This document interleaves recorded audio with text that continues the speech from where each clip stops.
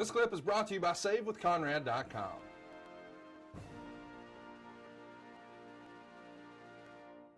But you went from training to a WWE developmental contract in less than 4 years. Is that correct? So yeah. You did it pretty quickly too, right? I did. I got signed only 2 years in the independent scene. But that's because I kept on sending my resume to WWE. Every chance that they were in Boston, I kept asking for tryouts upon tryouts upon tryouts, and I always got called to be an extra. And I always talked to William Regal backstage and got advice from him, and always improved every time that they saw me. So I finally got the call from them to come down for a week-long tryout at FCW down in Tampa. And I was like, whoa, I am not going to leave this place until I get signed. I got the yes call, you're getting signed. I was like, oh, I did it. You made your dream come true. I did it.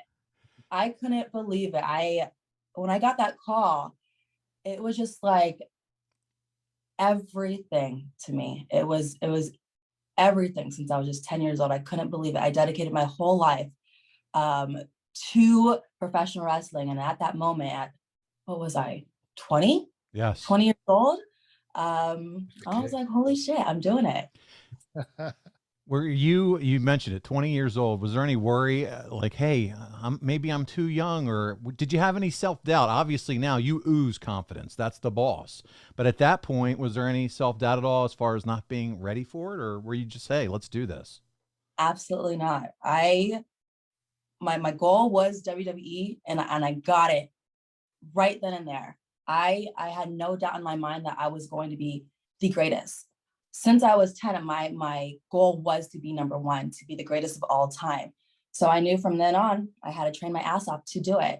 And here I am to this day at 9 years later, woo, doing it. Main eventing WrestleManias, being the first time ever in so many things. It's crazy what your life can do if you really just believe in yourself. Well, you debuted for NXT in late 2012 and lost to Paige. What was the training experience like in NXT at that time? It was really tough. Still back then, they didn't want us to train like the men. We were told to train like divas, and we didn't have any explanations what that meant. They just came out and said, hey, no striking, no doing this, no doing that. We're like, okay, but we want to wrestle. We want to do it. But training was every single day, plus live events, plus setting up the ring, plus going to different towns and putting posters up so people can attend the shows. It was every single day sacrifice. I think maybe only Sunday I had off, and that wasn't even an off day because you just had to recover mentally what the next day was going to bring. Is there something that you miss the most about that experience when you think back about those days? Anything that stands out? You like, or is it like, I'm glad those days are behind me? Honestly, I look back and I go, could I do that again? Ooh. I don't know. That was some of the hardest, mentally challenging, plus the funnest times of my life. But it's just a whole different ballgame when you're in a performance center of trying to make it to a Raw and SmackDown. You're not even there yet. You're still a baby. So you're still just watching and hoping. And there's so many people always coming in, leaving, going out. The anxiety and stress, ooh-wee. You have to have so much heart to be here and have a straight face and be like, you know what, I can do this every day because it's my dream. I got to make it. I can't give up. The blood, the sweat, the tears, all of it, it's worth it. But would I do it again? Who knows? That is hard. I give it up to every talent that's ever been signed by the WWE because it takes somebody with huge, if I can say it, balls. You can. To be here.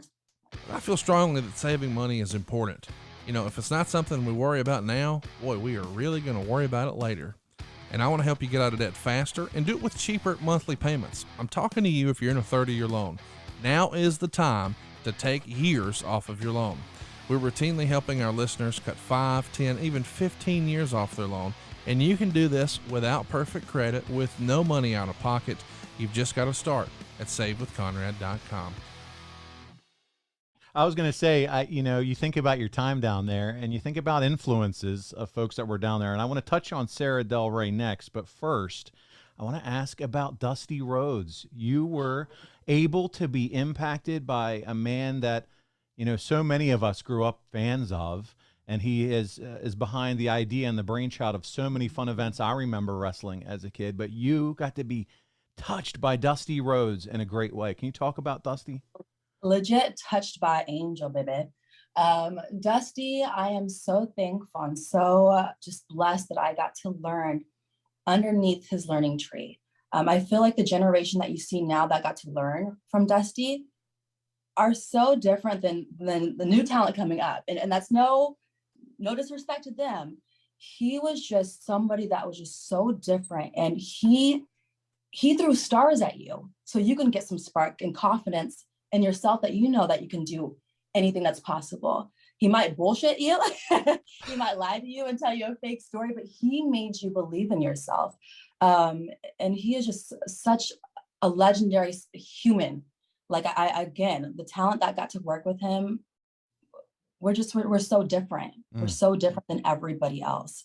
There was something that was just so magical and captivating about Dusty Rhodes that you just don't see in people anymore. The other big influence I wanted to have you talk about was Sarah Del Rey. She's been a huge influence with the rise of a lot of the women's careers. What can you tell us about her? Well, I was a fan of her before I even got signed because she was considered the best women's wrestler in the world. And funny than that, we had the same tryout together. So it's so crazy, our destiny together, but then we find out that she's going to be the female trainer. She has influenced and helped us so much and never gave up on us and always pushed and fought for us to have more. She wanted us to fight like the men, to have longer time and just to have the same respect, because that's what she wanted back in her day when she was in the independence training and traveling all over the world. So she is one of the best and the most dedicated women I've ever seen to this sport. And I thank her so much for everything that she's taught me. Well, Sasha, speaking of the debut in NXT, you were a staple of NXT for so many years, but now there's been some changes in NXT. They've been rebranded. Have you had a chance to check out NXT 2.0? And if so, what do you think of it? I haven't. I'm really booked and busy on Wednesdays. But from the commercials I see, I like the colors.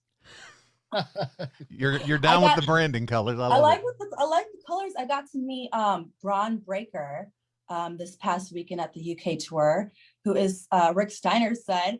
I love the Steiners, and he was, oh my God, amazing. I think he's only been training like 6 months, and I couldn't believe it. What a natural, gifted talent. So if guys like that can get opportunities to come and do live events and UK tours, I think that's incredible for NXT. And if I'm free on Wednesdays, I'm going to catch it.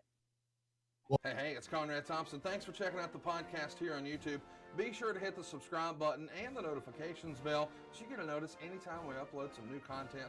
And go save yourself some money right now. If you're in a 30-year loan or you have credit card debt, it's not a matter of if I can save you money. It's a matter of how much. Find out right now for free at SaveWithConrad.com.